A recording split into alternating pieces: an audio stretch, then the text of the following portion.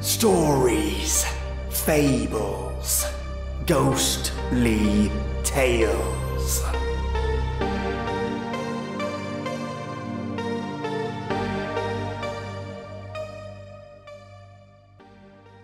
A poor bamboo cutter discovers a creature tucked away in the bamboo he's cutting. What he discovers is something precious, something spectacular, something unique. Yes, today my lovely listeners, I have for you The Bamboo Cutter and The Moonchild, a classic Japanese tale with such interesting characters. And today, I'm having honey green almond tea. Its ingredients are green honeybush, cinnamon, almond, osmanthus petals, and safflower petals. It's not only delicious, mates, it actually helps me during my narrations. So if you ever have a rusty throat or need some cleaning of the old tune turner, drink some honey green almond tea. Delicious. Now, sit back, relax, and crank up the sound, and let's listen to a Japanese tale of a time gone by. The Bamboo Cutter and the Moonchild. Long, long ago, there lived an old bamboo woodcutter. He was very poor and sad also, for no child had heaven sent to cheer his old age, and in his heart there was no hope for rest from work, till he died and was laid in the quiet grave. Every morning he went forth into the woods and hills wherever the bamboo reared its lithe green plumes against the sky. When he had made his choice, he would cut down these feathers of the forest, and splitting them lengthwise or cutting them into joints, would carry the bamboo wood home and make it into various articles for the household, and he and his wife gained a small livelihood by selling them. One morning, as usual, he had gone out to his work, and having found a nice clump of bamboo, had set to work to cut some of them down. Suddenly, the green grove of bamboo was flooded with a bright soft light, as if the full moon had risen over the spot. Looking around in astonishment, he saw that the brilliance was streaming from one bamboo. The old man, full of wonder, dropped his axe and went towards the light.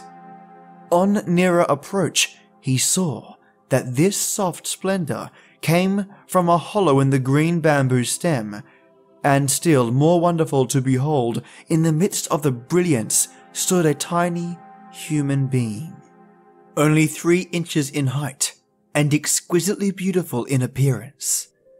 "You must be said to be my child, for I find you here amongst the bamboo where lies my daily work," said the old man, and taking the little creature in his hand, he took it home to his wife to bring up. The tiny girl was so exceedingly beautiful and so small that the old woman put her into a basket to safeguard her from the least possibility of being hurt in any way. The old couple were now very happy, for it had been a lifelong regret that they had no children of their own, and with joy they now expended all their love of their old age on the little child, who had come to them in so marvelous a manner. From this time on, the old man often found gold in the notches of the bamboo when he hewed them down and cut them up. Not only gold, but precious stones also, so that by degrees he became rich. He built himself a fine house, and was no longer known as the poor bamboo woodcutter, but as a wealthy man. 3 months passed quickly away, and in that time the bamboo child had, wonderfully to say, become a full-grown girl. So her foster parents did up her hair and dressed her in beautiful kimonos. She was of such wondrous beauty that they placed her behind the screens like a princess and allowed no one to see her, and waiting upon her themselves. It seemed as if she were made of light, for the house was filled with a soft shining, so that even in the dark of night it was like daytime. Her presence seemed to have been a benign influence on those there, Whenever the old man felt sad, he had only look upon his foster daughter, and his sorrow vanished, and he became as happy as when he was a youth. At last the day came for the naming of their newfound child, so the old couple called a celebrated name giver, and he gave her the name of Princess Moonlight, because her body gave forth so much soft bright light that she might have been the daughter of the moon god. For 3 days the festival was kept up with song and dance and music. All the friends and relations of the old couple were present, and great was their enjoyment of the festivities held to celebrate the naming of Princess Moonlight. Everyone who saw her declared that there never had been seen anyone so lovely. All the beauties throughout the length and breadth of the land would grow pale beside her, so they said. The fame of the princess's loveliness spread far and wide, and many were the suitors who desired to win her hand, or even so much as to see her. Suitors from far and near posted themselves outside the house, and made little holes in the fence in the hope of catching a glimpse of the princess as she went from one room to the other along the veranda. They stayed there day and night, sacrificing even their sleep for a chance of seeing her, but all in vain. Then they approached the house and tried to speak to the old man and his wife or some of the servants, but not even this was granted them. Still, in spite of all this disappointment, they stayed on day after day, and night after night, and counted it as nothing. So great was their desire to see the princess. At last, however, most of the men, seeing how hopeless their quest was, lost heart and hope both, and returned to their homes, all except 5 knights, whose adoration and determination seemed to wax greater with obstacles. These 5 men even went without their meals, and took snatches of whatever they could get brought to them, so that they might always stand outside the dwelling. They stood there in all weathers, in sunshine and in rain. Sometimes they wrote letters to the princess, but no answers were vouchsafed to them. Then, when letters failed to draw any reply, they wrote poems to her, telling her of the hopeless love which kept them from sleep, from food, from rest, and even from their homes. Still, Princess Moonlight gave no sign of having received their verses. In this hopeless state, the winter passed. The snow and frost and the cold winds gradually gave place to the gentle warmth of spring. Then the summer came, and the sun burned white and scorching in the heavens above and on the earth beneath. And still these faithful knights kept watch and waited. At the end of these long months, they called out to the old bamboo cutter, and entreated him to have some mercy upon them, and to show them the princess, but he answered only that as he was not her real father, he could not insist on her obeying him against her wishes. The 5 knights, on receiving this stern answer, returned to their several homes, and pondered over the best means of touching the proud princess's heart, even so much as to grant them a hearing. They took their rosaries in hand and knelt before their household shrines, and burned precious incense, praying to Buddha to give them their heart's desire. Thus several days passed, but even so they could not rest in their homes. So again they set out for the bamboo cutter's house. This time the old man came out to see them, and they asked him to let them know if it was the princess's resolution never to see any man whatsoever, and they implored him to speak for them, and to tell her the greatness of their love, and how long they had waited through the cold of winter and the heart of summer, sleepless and roofless through all weathers, without food and without rest, in the ardent hope of winning her. And they were willing to consider this long vigil as pleasure, if she would but give them one chance of pleading their cause with her. The old man lent a willing ear to their tale of love, for in his inmost heart he felt sorry for these faithful suitors, and would have liked to see his lovely foster daughter married to one of them.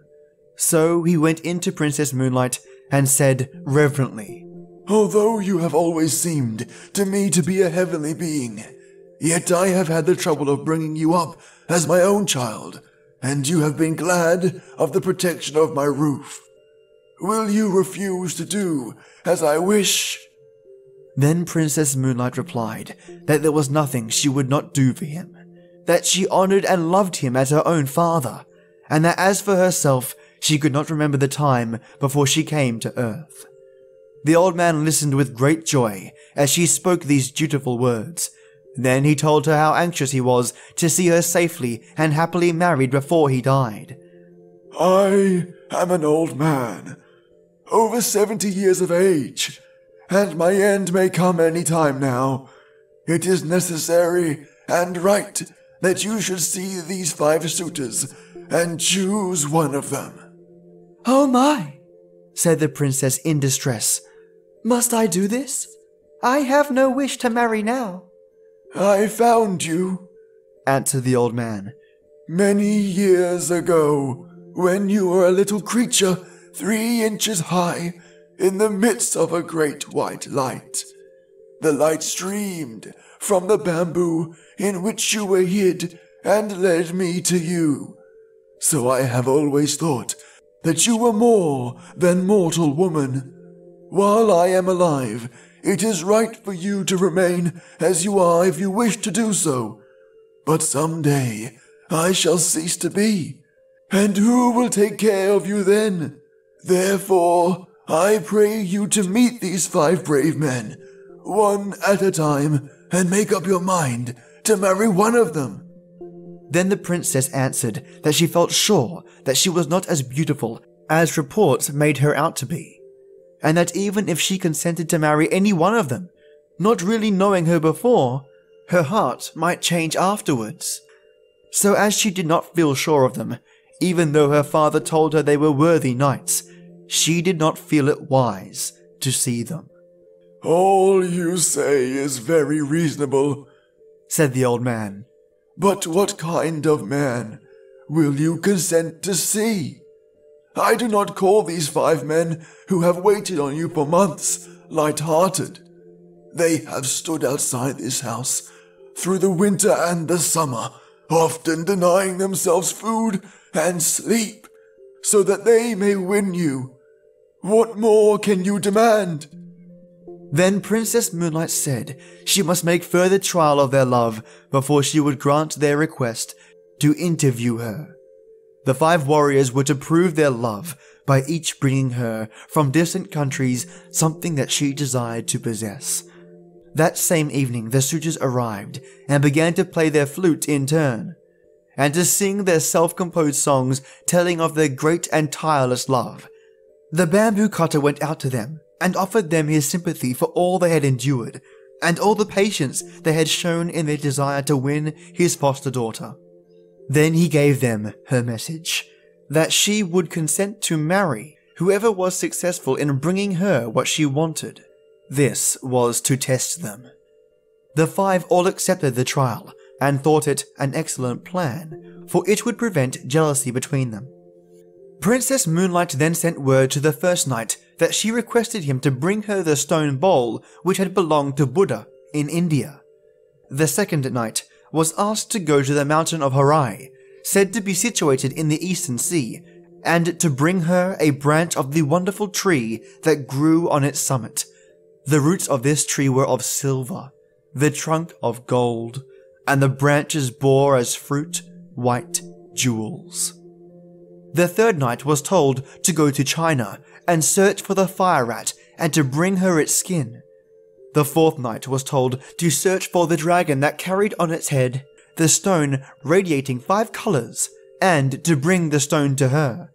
The fifth knight was to find the swallow which carried a shell in its stomach and to bring the shell to her. The old man thought these very hard tasks and hesitated to carry their messages, but the princess would make no other conditions, so her commands were issued word for word to the 5 men who, when they heard what was required of them, were all disheartened and disgusted at what seemed to them the impossibility of the tasks given them, and returned to their homes in despair. But after a time, when they thought of the princess, the love in their hearts revived for her, and they resolved to make an attempt to get what she desired of them. The first knight sent word to the princess that he was starting out that day on the quest of Buddha's bowl, and he hoped soon to bring it to her. But he had not the courage to go all the way to India, for in those days traveling was very difficult and full of danger. So he went to one of the temples in Kyoto and took a stone bowl from the altar there, paying the priest a large sum of money for it. He then wrapped it in a cloth of gold and, waiting quietly for 3 years, returned and carried it to the old man. Princess Moonlight wondered that the knight should have returned so soon. She took the bowl from its gold wrapper, expecting it to make the room full of light, but it did not shine at all. So she knew that it was a sham thing and not the true bowl of Buddha. She returned it at once and refused to see him. The knight threw the bowl away and returned to his home in despair. He gave up now all hopes of ever winning the princess. The second knight told his parents that he needed a change of air for his health, for he was ashamed to tell them that love for the Princess Moonlight was the real cause of his leaving them. He then left his home, at the same time sending word to the princess that he was setting out to Mount Horai, in the hope of getting her a branch of the gold and silver tree which she so much wished to have. He only allowed his servants to accompany him halfway, and then sent them back. He reached the seashore and embarked on a small ship, and after sailing away for 3 days, he landed and employed several carpenters to build him a house, contrived in such a way that no one could get access to it. He then shut himself up with 6 skilled jewelers, and endeavored to make such a gold and silver branch as he thought would satisfy the princess as having come from the wonderful tree growing on Mount Horai. Everyone whom he had asked declared that Mount Horai belonged to the land of fable and not to fact. When the branch was finished, he took his journey home and tried to make himself look as if he were wearied and worn out with travel. He put the jeweled branch into a lacquer box and carried it to the bamboo cutter, begging him to present it to the princess. The old man was quite deceived by the travel-stained appearance of the knight, and thought that he had only just returned from his long journey with the branch, so he tried to persuade the princess to consent to see the man, but she remained silent and looked very sad. The old man began to take out the branch and praised it as a wonderful treasure to be found nowhere in the whole land. Then he spoke to the knight, how handsome and how brave he was to have undertaken a journey to so remote a place as the Mount of Horai. Princess Moonlight took the branch in her hand and looked at it carefully. She then told her foster parent that she knew it was impossible for the man to have obtained a branch from the gold and silver tree growing on Mount Horai so quickly or so easily, and she was sorry to say she believed it artificial. The old man then went out to the expectant knight, who had now approached the house and was asked where he had found the branch. Then the man did not scruple to make up a long story.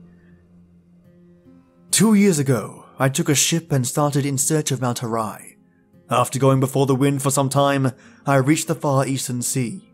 Then a great storm arose, and I was tossed about for many days, losing all count of the points of the compass, and finally we were blown ashore on an unknown island. Here, I found the place inhabited by demons, who at one time threatened to kill and eat me. However, I managed to make friends with these horrible creatures, and they helped me and my sailors to repair the boat, and I set sail again. Our food gave out, and we suffered much from sickness on board. At last, on the 500th day from the day of starting, I saw far off on the horizon the beach, holding in its hands a golden bowl. I went up to him and asked him if I had, by good chance, found the island of Mount Horai, and he answered, "Yes, this is Mount Horai." With much difficulty, I climbed to the summit. Here stood the golden tree growing with silver roots in the ground. The wonders of that strange land are many. and if I began to tell you about them, I could never stop. In spite of my wish to stay there long, on breaking off the branch, I hurried back. With utmost speed, it has taken me 400 days to get back, and, as you see, my clothes are still damp from exposure on the long sea voyage. I have not even waited to change my raiment. So anxious was I to bring this branch to the princess quickly. Just at this moment, the 6 jewelers who had been employed on the making of the branch but not yet paid by the knight arrived at the house and sent in a petition to the princess to be paid for their labor. They said that they had worked for over 1,000 days making the branch of gold, with its silver twigs and its jeweled fruit, that was now presented to her by the knight, but as yet they had received nothing in payment. So this knight's deception was thus found out, and the princess glad of an escape from an importunate suitor, and was only too pleased to send back the branch. She called in the workmen and had them paid liberally, and they went away happy. But on the way home, they were overtaken by the disappointed men, who beat them till they were nearly dead for letting out the secret, and they barely escaped with their lives. The knight then returned home, rage in his heart, and in despair of ever winning the princess, gave up society and returned to a solitary life among the mountains. Now the third knight had a friend in China, so he wrote to him to get the skin of the fire rat. The virtue of any part of this animal was that no fire could harm it. He promised his friend any amount of money he liked to ask if only he could get him the desired article. As soon as the news came that the ship on which his friend had sailed home had come into port, he rode 7 days on horseback to meet him. He handed his friend a large sum of money and received the fire rat's skin. When he reached home, he put it carefully in a box and sent it in to the princess while he waited outside for her answer. The bamboo cutter took the box from the knight and, as usual, carried it in to her and tried to coax her to see the knight at once. But Princess Moonlight refused, saying that she must first put the skin to test by putting it into the fire. If it were the real thing, it would not burn. So she took off the crepe wrapper and opened the box, and then threw the skin into the fire. The skin crackled and burnt up at once, and the princess knew that this man also not fulfilled his word. So the third knight failed also. Now the fourth knight was no more enterprising than the rest. Instead of starting out on the quest of the dragon bearing on its head the 5-color radiating jewel, he called all his servants together and gave them the order to seek for it far and wide in Japan and in China, and he strictly forbade any of them to return till they had found it. His numerous retainers and servants started out in different directions, with no intention, however, of obeying what they considered an impossible order. They simply took a holiday, went to pleasant country places together, and grumbled at their master's unreasonableness. The knight, meanwhile, thinking that his retainers could not fail to find the jewel, repaired his house and fitted it up beautifully for the reception of the princess. He felt so sure of winning her. 1 year passed away in weary waiting, and still his men did not return with the dragon jewel. The knight became desperate. He could wait no longer, so taking with him only 2 men, he hired a ship and commanded the captain to go in search of the dragon. The captain and the sailors refused to undertake what they said was an absurd search. When they had been but a few days out, they encountered a great storm, which lasted so long that, by the time its fury abated, the knight had determined to give up the hunt of the dragon. They were at last blown on shore, for navigation was primitive in those days. Worn out with his travels and anxiety, the fourth suitor gave himself up to rest. He had caught a very heavy cold, and had to go to bed with a swollen face. The governor of the place, hearing of his plight, sent messengers with a letter inviting him to his house. While he was there, thinking over all his troubles, his love for the princess turned to anger, and he blamed her for all the hardships he had undergone. He thought that it was quite probable she had wished to kill him, so that she might be rid of him, and in order to carry out her wish had sent him upon his impossible quest. At this point, all the servants he had sent out to find the jewel came to see him, and were surprised to find praise instead of displeasure awaiting them. Their master told them that he was heartily sick of adventure, and said that he never intended to go near the princess's house again in the future. Like all the rest, the fifth knight failed in his quest. He could not find the swallow's shell. By this time, the fame of Princess Moonlight's beauty had reached the ears of the Emperor, and he sent one of the court ladies to see if she were really as lovely as reports said. If so, he would summon her to the palace and make her one of the ladies in waiting. When the court lady arrived, in spite of her father's entreaties, Princess Moonlight refused to see her. The imperial messenger insisted, saying it was the Emperor's orders. Then Princess Moonlight told the old man that if she was forced to go to the palace in obedience to the Emperor's orders, she would vanish from the earth. When the Emperor was told of her persistence in refusing to obey his summons, and that if pressed to obey, she would disappear altogether from sight, he determined to go and see her. So he planned to go on a hunting excursion in the neighborhood of the bamboo cutter's house, and to see the princess himself. He sent word to the old man of his intentions, and he received consent to the scheme. The next day the Emperor set out with his retinue, which he soon managed to outride. He found the bamboo cutter's house and dismounted, and then entered the house and went straight to where the princess was sitting with her attendant maidens. Never had he seen anyone so wonderfully beautiful, and he could not but look at her, for she was more lovely than any human being as she shone in her own soft radiance. When Princess Moonlight became aware that a stranger was looking at her, she tried to escape from the room, but the Emperor caught her and begged her to listen to what he had to say. Her only answer was to hide her face in her sleeves. The Emperor fell deeply in love with her and begged her to come to the court, where he would give her a position of honor and everything she could ever wish for. He was about to send for one of the imperial palanquins to take her back with him at once, saying that her grace and beauty should adorn a court, and not be hidden in a bamboo cutter's cottage. But the princess stopped him. She said that if she were forced to go to the palace, she would turn at once into a shadow, and even as she spoke, she began to lose her form. Her figure faded from his sight while he looked. The Emperor then promised to leave her free, if only she would resume her former shape, which she did.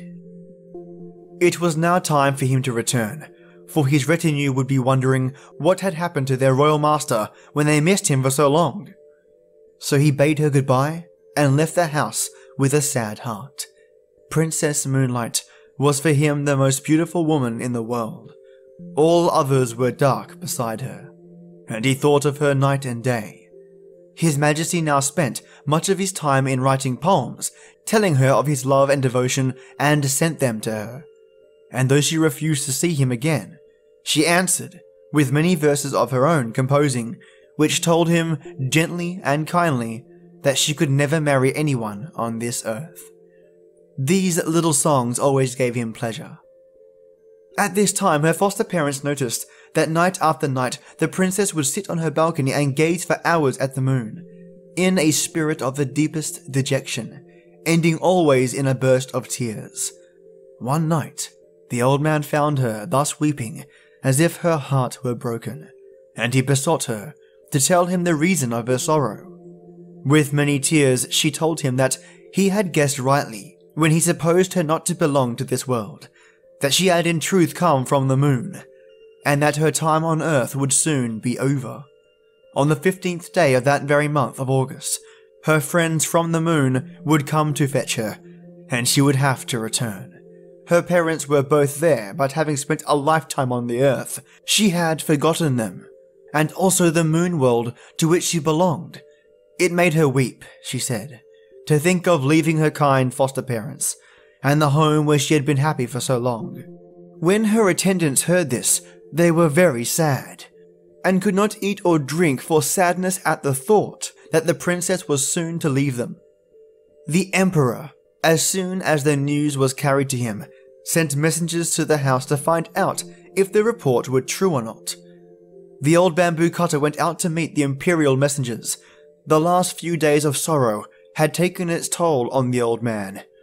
He had aged greatly, and looked much more than his 70 years.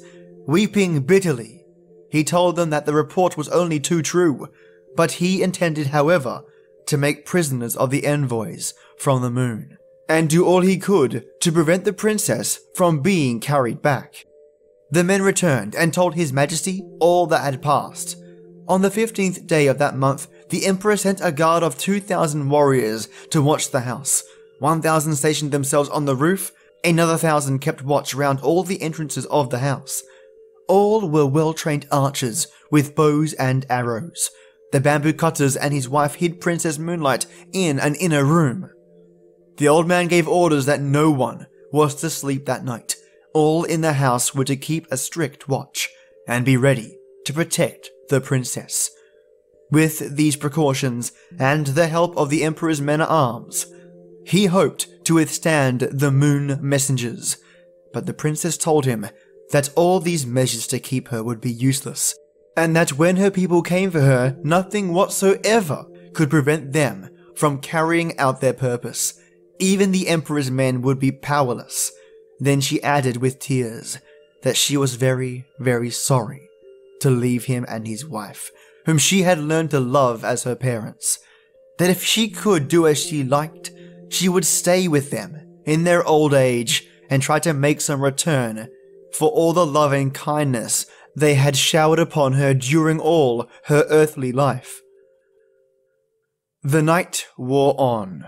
The yellow harvest moon rose high in the heavens, flooding the world asleep with her golden light. Silence reigned over the pine and the bamboo forests, and on the roof where the 1,000 men-at-arms waited. Then the night grew grey towards the dawn, and all hoped that the danger was over, that Princess Moonlight would not have to leave them after all. Then, suddenly, the watchers saw a cloud form around the moon, and while they looked, this cloud began to roll earthwards. Nearer and nearer it came, and everyone saw with dismay that its course lay towards the house. In a short time, the sky was entirely obscured, till at last the cloud lay over the dwelling, only 10 feet off the ground. In the midst of the cloud stood a flying chariot, and in the chariot a band of luminous beings. One amongst them, who looked like a king and appeared to be the chief, stepped out of the chariot, and poised in air, called to the old man to come out. "The time has come," he said, "for Princess Moonlight to return to the moon, from whence she came. She committed a grave fault, and was sent to live down here for a short time. We know what good care you have taken of the princess, and we have rewarded you for this, and have sent you wealth and prosperity. We put the gold in the bamboo for you to find. I have brought up this princess for 20 years, and never once has she done a wrong thing. Therefore, the lady you are seeking cannot be this one," said the old man. "I pray you look elsewhere." Then the messenger called aloud, saying, "Princess Moonlight, come out from this lowly dwelling. Rest not here another moment." At these words, the screens of the princess's room slid open of their own accord, revealing the princess shining in her own radiance, bright and wonderful, and full of beauty. The messenger led her forth, and placed her in the chariot. She looked back, and saw with pity the deep sorrow of the old man. She spoke to him many comforting words, and told him that it was not her will to leave him, and that he must always think of her when looking at the moon. The bamboo cutter implored to be allowed to accompany her, but this was not allowed. The princess took off her embroidered outer garment and gave it to him as a keepsake. One of the moon beings in the chariot held a wonderful coat of wings. Another had a phial full of elixir of life, which was given to the princess to drink. She swallowed a little and was about to give the rest to the old man, but she was prevented from doing so. The robe of wings was about to be put on her shoulders, but she said, "Wait a little. I must not forget my good friend the Emperor. I must write him once more to say goodbye while still in this human form." In spite of the impatience of the messengers and charioteers, she kept them waiting while she wrote. She placed the phial of the elixir of life with the letter, and, giving them to the old man, she asked him to deliver them to the Emperor. Then the chariot began to roll heavenwards towards the moon, and as they all gazed with tearful eyes at the receding princess, the dawn broke, and in the rosy light of day the moon chariot and all in it were lost amongst the fleecy clouds that were now wafted across the sky of the wings of the morning wind. Princess Moonlight's letter was carried to the palace. His Majesty was afraid to touch the elixir of life, so he sent it with the letter to the top of the most sacred mountain in the land, Mount Fuji, and there the royal emissaries burnt it on the summit at sunrise. So to this day, people say there is smoke to be seen rising from the top of Mount Fuji to the clouds. What a lovely story. This story is just brilliant at painting that picture of the Moonchild. I can't help but think of a dark room with a woman wearing a white dress and a soft whitish bluish hue beaming softly from her. I can see why it would be a mesmerizing and unique sight. And those knights, goodness, talk about tough challenges given to them by the princess. I like how the writers wrote out the knights as being possible jerks from their reactions, intentions, and actions towards the princess, so we don't feel so bad once the princess dismisses them. That one knight who had to kill the dragon though, now that's drawing the short straw. I hope you enjoyed today's Japanese classic tale, and before I go, I have shoutouts to get to. Oh yeah. And my first set of shoutouts today is my top 20 listeners on SoundCloud. They are Batman, Troy Shaw, the one and only, Mace Joe, Mini7 Ruckin, Brian Meza, Hex Katasnik, Josh Kastner, Ricardo Pedro, Q Williams, Logan Porter, Chad Warren, Sniped IT, Steed, The Ever Awesome Star Eve 2099, Ivy Rulli, John Olav Ingolfsson, Salaz Lopez, Garbage Truck Guy, love the name, and Emmanuel Stone Turner. Thank you all for supporting the podcast. My next set of shoutouts are for my most recent iTunes reviews on the podcast, so let's get to them. We have Manguito01. Amazing podcast.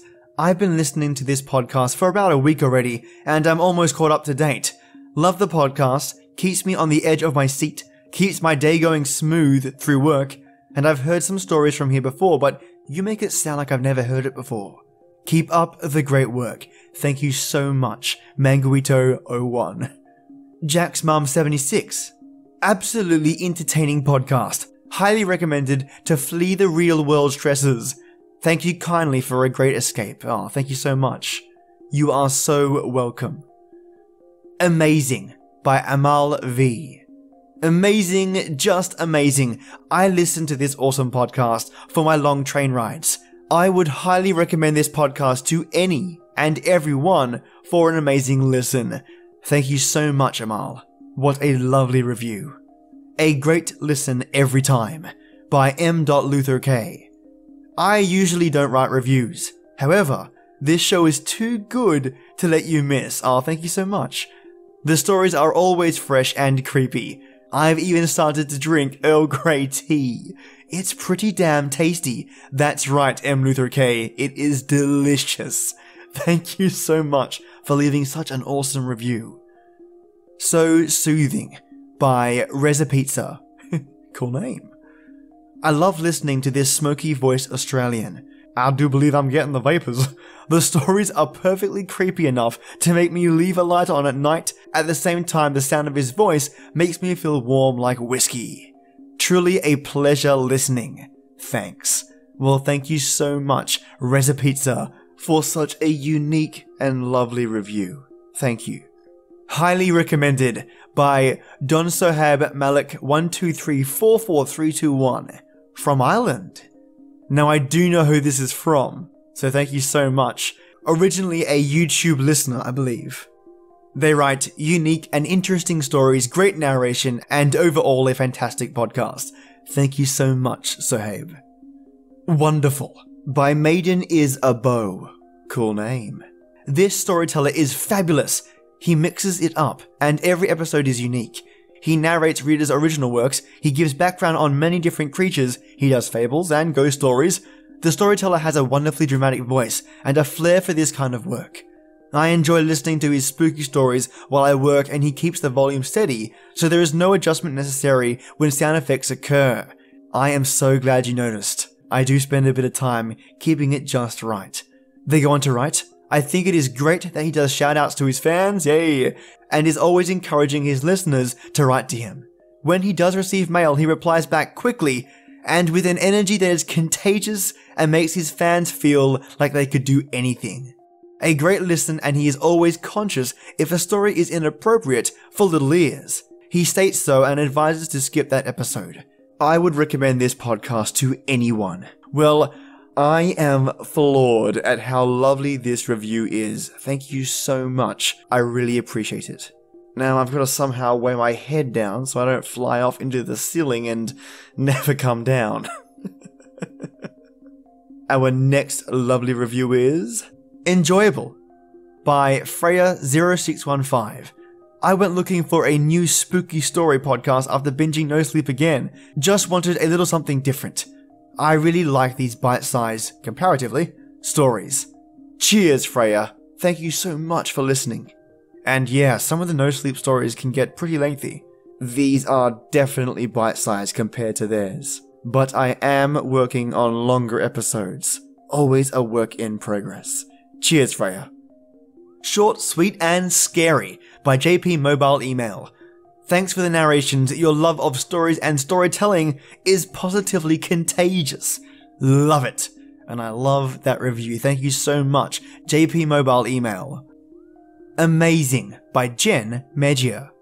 I started listening to you while I'm at work.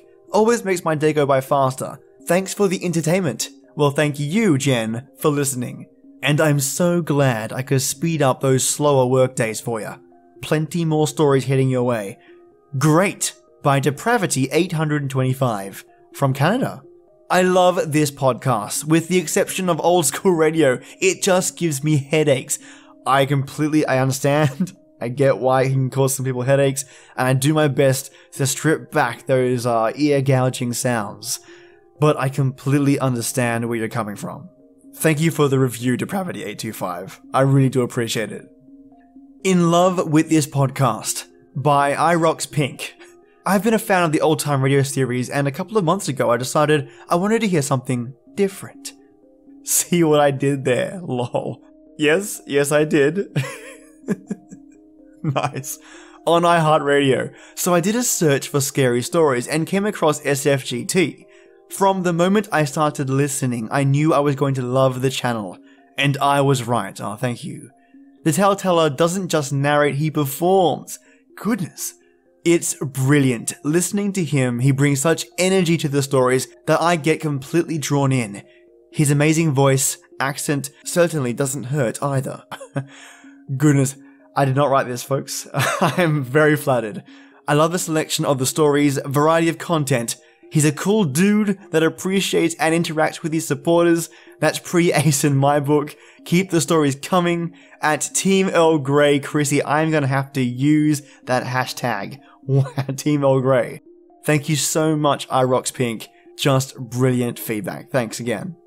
And that was the final of the iTunes reviews left recently. If I've missed you and you've actually left a review, and I've completely skipped it, let me know. I'd hate to leave you out. You can reach me at storiesfablesghostlytales@gmail.com. Just give me your username that you left the review under. I'll hunt it and make sure I give you that shout out. Because you ghosts and ghouls matter to me. And shout outs are my way of saying thank you. So thank you so much for leaving those reviews. Thank you for listening. And I'll see you again Wednesday for some different stories. And as always, till next time.